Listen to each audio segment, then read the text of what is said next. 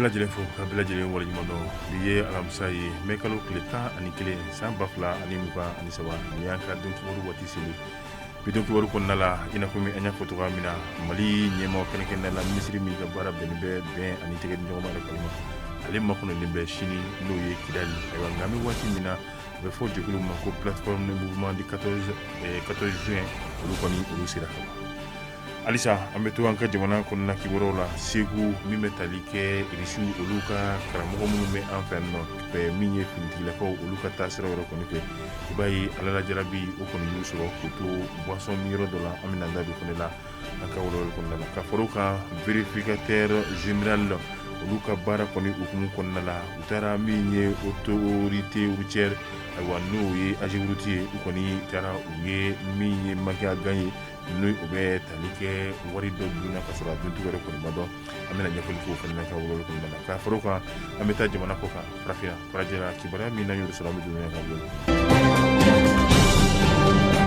an bɛ bɛɛ lajɛlen fo ka bɛɛ lajɛlen waleɲuman dɔn i b'a fɔ bakurubaw la an y'a fɔ cogoya min na Mali kɔnɔ kibaruyaw la kɛrɛnkɛrɛnnen la an bɛ taa fɔ Kidali ayiwa min bɛ tali kɛ jɛkulu min n'a bɛ f'o ma ko plateforme de mouvement du 14 juin olu kɔni sera Kidali kama bari ka d'a kan u bɛna ka na min ye sigi min n'a labɛnnen bɛ jamana ɲɛmaaw yɛrɛ kɔni fɛ kan ka kɛ sini Kidali dugu yɛrɛ kɔni kɔnɔna la sigi a kun ye fila ye o de ye kumaɲɔgɔnya o bɛ se ka don Mali ani Banbaci kɔrɔ yɛrɛ kɔni ni ɲɔgɔn cɛ cogoya min na min b'a to kɛrɛnkɛrɛnnenya la ayiwa bɛn ni keleya o bɛ se ka sabati cogoya min na an ka jamana kan ayiwa o de bɛ kɛ sababu fana ye accord pour la paix min ni tɛgɛnɔbila kɛra a la ayiwa ale kumaɲɔgɔnyaw o bɛ se ka daminɛ kokura tuguni nka ka fara o kan référendum min ni jamana yɛrɛ kɔni ɲɛsinnen b'o ma n'o ye kalafili ɲɛbila baara minnu fɔlɔ kan ka kɛ o de ye min bɛ tali kɛ sariya sunba ka se ka awɔ ani ayi ko o laseli kɛ ka bɛn n'o kibaruya ye sigi ninnu kɔni bɛna k'o kan nka Mali yɛrɛ kɔni tɔgɔ la minisiri min ka baara bɛnnen bɛ an ka jamana ale ni Banbaciw olu ka tɛgɛ di ɲɔgɔn ma fo ka taa se bɛn yɛrɛ kɔni ma an ka jamana kɔnɔna la n'o ye colonel Ismaël Wage ale yɛrɛ kɔni n'a ka délégation bɛɛ lajɛlen olu makɔnɔlen bɛ sini sɔgɔma n'o ye juma ye mai kalo tile 12 san 2023 Kidali dugu kɔnɔna la yaasa nin baara ninnu bɛ se ka sabati cogoya min na halisa bakurubaw kɔnɔ an y'a fɔ Segu sɔgɔmada joona fɛ ni a kɛra ka bɛn ni ayiwa kunu araba yɛrɛ kɔni ye i b'a ye a bɛ fɔ min ma ko girinadi pɛrɛnbara dɔ don walima mugujugu o kɔni o cira min bɛ tali kɛ irisiw olu ka kalankaramɔgɔ minnu nalen bɛ anw fɛ nɔ yaasa ka kalanbolo di anw ka finitigilakaw olu yɛrɛ kɔni ma a kɛra yɔrɔ min na kɛrɛnkɛrɛnnen la u b'a fɔ yɔrɔ min ma ko espace tam-tam ni o ye Segu yɛrɛ kɔni dugu kɔnɔna ye i b'a ye bi an bɛ waati min na maa 5 olu kɔni ye gɛlɛya yɛrɛ kɔni sɔrɔ fo ka taa se saya yɛrɛ kɔni ma ka bɛn ni nin wale in ye an bɛ waati min na fɔlɔ maa 4 o kɔni ye finitigilakaw ye maa 1 o ye jamanaden Nɛnama Sumbalo ye jamana kɔnɔ kibaruyaw halisa an y'a fɔ siraw olu yɛrɛ kɔni labɛn baaraw bɛɛ lajɛlen bɛ cakɛda min bolo o de ye autorité routière ye n'a bɛ fɔ min ma ko AGEROUTE ayiwa min ye vérificateur ye ale fana ka baara bɛnnen bɛ lakɔlɔsiliw ma ayiwa an ka cakɛdaw la wari min yɛrɛ kɔni dir'u ma a kan ka taa sira min fɛ n'o y'a sɔrɔ a taar'o fɛ ayiwa gɛlɛya minnu yɛrɛ kɔni fana bɛ yen ka se ka olu yɛrɛ kɔni fana fara ɲɔgɔn kan fɛɛrɛ minnu dabali minnu ni olu yɛrɛ kɔni bɛ se ka tigɛ olu ye ayiwa ɲinini kɛ kɛrɛnkɛrɛnnenya la AGEROUTE yɛrɛ kɔni cakɛda la u taara ye k'a fɔ wari min yɛrɛ kɔni dira yaasa ka se ka jamanaw gidɔrɔn minnu yɛrɛ kɔni bɛ yen n'o ye sirabaw ye k'olu labɛnw k'olu baaraw bɛɛ lajɛlen kɛ u y'a ye k'a fɔ wari caman a bɛ t'i jɔ fɔ miliyari 1 ale ni a kunkanfɛn caman olu yɛrɛ kɔni tununna o wari yɛrɛ kɔni na nka sɛbɛnw olu yɛrɛ kɔni bɛɛ kɛra k'a da a bɛ fɔ yɔrɔ min ma ko pôle économique ni ale fana ka baara bɛnnen bɛ maa minnu ye jamana yɛrɛ kɔni ka wari dun ayiwa olu bɛ se k'a labɔ cogoya min na o kiiri baara o bɛ pôle économique ale de bolo sɛbɛn kɔni dara olu fana ɲɛkɔrɔ an bɛ taa an ka jamana kɔ kan kɛrɛnkɛrɛnnen la Burkina jamana de kɔni kɔnɔna la min bɛ tali kɛ Ghana jamana ɲɛmaa ni o ye Nana Akufo Addo ayiwa ale yɛrɛ kɔni ye Ghana jamana ɲɛmaa i b'a fɔ an y'a fɔ cogoya min na Burkina bi jamana mara a bɛ maa min bolo n'o ye Ibrahima Traoré ale kɔni taara taama la n'o ye Ghana jamana ɲɛmaa yɛrɛ kɔni ye taama la Burkina jamana yɛrɛ kɔni kan u ka jamana ɲɛmaa n'o ye Burkina ta ye ayiwa ale yɛrɛ kɔni fana taara a balimakɛ ani ayiwa a jɛɲɔgɔnkɛ ka se ka o yɛrɛ kɔni kunbɛn n'o ye u ka pankuru jigi kɛnɛ la a y'a yɛrɛ k'a fɔ nali a bɛ tali kɛ fila la teriya ani baarakɛ ɲɔgɔnya min bɛ jamana fila ninnu ni ɲɔgɔn cɛ n'o ye Burkina ni Ghana ye ka se ka o fanga an'o kolo k'o bɛɛ lajɛlen kɔni don cogoya min na nka maa dɔw yɛrɛ kɔni y'u yɛrɛ ɲininka min bɛ tali kɛ Mali kibaruya la n'o o ye cɛmancɛla fanga yɛrɛ kɔni ye kun ye Ghana jamana ɲɛmaa ale y'i jɔ kɛtɛkɛtɛ a tɛ o fɛ bi ayiwa min ye a ka ayiwa dimi ni a ka wale bɛɛ lajɛlen k'olu bɛɛ lajɛlen yira min b'a yira k'a fɔ ayiwa cɛmancɛla fanga min bɛ Mali la ale kɔni ma kɛ a kanubaga ye ko n'a fɔra o maa kelen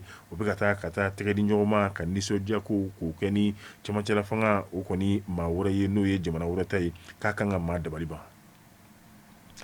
halisa an bɛ to Burkina min bɛ tali kɛ banbaci 150 kɔni ɲɔgɔnna si la i b'a ye Burkina finitigilakaw olu ye dankari kɛ olu de la kɛrɛnkɛrɛnnenya la u ka jamana a cɛmancɛ fan yɛrɛ kɔni o yɛrɛ kɔni fɛ i b'a ye nin bɔra min ye jabarani kɛrɛnkɛrɛnnenya la Burkina jabarani so nin kɛra o yɛrɛ fɛnɛ yɛrɛ kan ka bɛn ni tɛnɛndon yɛrɛ kɔni o tile yɛrɛ kɔni kɔnɔna la jamana cɛmancɛ bolo i b'a ye k'a fɔ ayiwa Burkina finitigilakaw olu kɔni ye dankari kɛ banbaciw yɛrɛ kɔni na minnu ni olu yɛrɛ kɔni nana ka bɔ kɔrɔn fɛ ayiwa u caman u y'u dogo dugutuba dɔ kɔrɔ ni o ye yirisunba fo ka taa se yirisunba u ka yɔrɔ min yɛrɛ kɔni na o de ye Minama ale yɛrɛ kɔni bɛ ayiwa Burzanga ale ni Kɔngusi o yɛrɛ kɔni ni ɲɔgɔn cɛ nka o ma bali Burkina finitigilakaw olu yɛrɛ kɔni ka se ka u lasalen min yɛrɛ kɔni kɛra olu ye mugujugu ka se ka u kari u kan n'u u ka pankuru yɛrɛ kɔni ye nka o bɛɛ lajɛlen yɛrɛ tɛmɛlen kɔfɛ a bɛ fɔ u ka finitigilakaw minnu ni olu ka wulikajɔ yɛrɛ kɔni bɛnnen bɛ sanfɛkɛlɛ yɛrɛ kɔni bɛɛ lajɛlen ma olu ye gosili wɛrɛ fila wɛrɛ kɛ tuguni ni o bɛɛ lajɛlen kɛra ka ɲɛsin jadi wale kɛbaaw ma nka o kɛra u ka jamana cɛmancɛ ka taa a kɛ tilebiyanfan ka taa kɔrɔnyanfan fɛ a kɛtɔ b'a la kɔrɔnyanfan yɛrɛ kɔni fanfɛla la ayiwa i b'a ye k'a fɔ kɔni fɛnɛ kɔnɔna la a kɛra sababu ye maa caman olu yɛrɛ kɔni binna o hukumu yɛrɛ kɔni kɔnɔna la i b'a ye k'a fɔ banbaciw kɔni tun b'a fɛ a bɛ fɔ min ma ko citerne ni tajiw de kɔni bɛ sɔrɔ olu yɛrɛ kɔni kɔnɔna la ayiwa o taji min kun kan ka taa di ayiwa i b'a ye k'a fɔ Burkina finitigilakaw ayiwa olu ye o kɔni o de kunbɛn kɛrɛnkɛrɛnnenya la ka se ka mugujugu ka kɛ o yɛrɛ banbaciw olu yɛrɛ kɔni kan min n'a lasera u ka kunnafonidiso olu yɛrɛ kɔni fɛnɛ fɛ nka o bɔ a la i b'a ye maaw ka bagan olu fɛnɛ ayiwa u b'a ye ko olu yɛrɛ kɔni fɛnɛ minɛ u la ayiwa nka nin baara ninnu bɛɛ lajɛlen kɛra Burkina finitigilakaw olu yɛrɛ kɔni fɛ yaasa maaw bolola bagan minnu ni olu yɛrɛ kɔni fɛnɛ minɛr'u la ayiwa ka se ka o sɔrɔ banbaciw olu yɛrɛ kɔni ko cogoya min na bi n'o ye mɛkalo tile 11 san 2023 nka an hakili b'a la mɛkalo tile 11 san 1981 n'a bɛ fɔ a ma 1981 bɛɛ lajɛlen b'a dɔn Bob Marley n'a tɔgɔ fɔra dɔnkili sira fɛ reggae maa caman olu yɛrɛ kɔni bɛ a dɔn Bob Marley ale kɔni binna ka bɛn ni bidonya ye Bob Marley a binna o y'a sɔrɔ bana min ni a b'o kɔrɔ a bɛ fɔ min ma ko bon nanzarakan o de kɔni o ye kansɛri ye Bob Marley a dalen sunɔgɔ la yanni a bɛ wuli i b'a ye k'a fɔ bana in kɔni sera Bob Marley la k'a to san 36 la min n'a kɛra Miami yɛrɛ kɔni kɔnɔna la Bob Marley The Wheeler o tun ye a ka groupe ye ayiwa i b'a ye k'a fɔ u ye baara caman kɛ n'u ye kasɛti caman ka se ka olu yɛrɛ kɔni k'olu kɛ ɲɔgɔn fɛ kɛrɛnkɛrɛnnenya la Catch of Four donc o ye min ye Bob Marley ka misiki fɔlɔfɔlɔ yɛrɛ kɔni min ni o bɔra Jamaïque yɛrɛ kɔni kɔnɔna la ayiwa i b'a ye k'a fɔ o de bɛna kɛ sababu ye Bob Marley diɲɛmaa yɛrɛ kɔni caman bɛna se ka a lakodɔn Bob Marley 1974 ayiwa Marley a ye dɔnkili min sɛbɛn o de ye Shot the Sheriff ayiwa i b'a ye k'a fɔ Eric Clapton ale de bɛ kɛ sababu ye ka dɔnkili in cari diɲɛ jamanaw olu yɛrɛ kɔni kɔnɔna la Bob Marley kabi don min na a bɛ don dɔnkilida yɛrɛ kɔni na a bɛ fɔ min ma ko 200 millions de disques Bob Marley a y'o de feere diɲɛ n'a jamana bɛɛ lajɛlen kɔnɔna la bi o kɛra ale bindon dɔ ye n'o kɛra ka bɛn san 1981 ma ala ka ɲin'a la ni ne fɛnɛ bɛ an ka bi n'o ye don kibaru ye ka se ka ale datugu tuguɲɔgɔnkɔ min n'a b'o kɛra ni anw ye k'o caya k'o jidi an bɛ dugawu yɛrɛ kɔni kɛ kɔɲɔdenw yɛrɛ kɔni fɛnɛ ye minnu ni olu bɛ banaba an yɛrɛ fɛnɛ baarakɛɲɔgɔnw olu taara yaasa jaw olu yɛrɛ fɛnɛ bɛ se ka lasɔrɔ cogoya min na o dɔ ye Sabalikɛ Ture an ka ɲɛmaaso yɛrɛ kɔni na fo ka taa se Mayimuna Tarawele ma an b'a fɔ taa ni ka segin ala k'a kɛ nɔgɔya yɛrɛ kɔni fɛnɛ kɔnɔna la furudenw ala k'u kan bɛn ayiwa ka cɛ ka sɔrɔ jiriwa ka muso k'o kɛ muɲuba ale yɛrɛ kɔni ni sabaliba ye an b'a fɔ a k'an bɛn diɲɛ waati wɛrɛ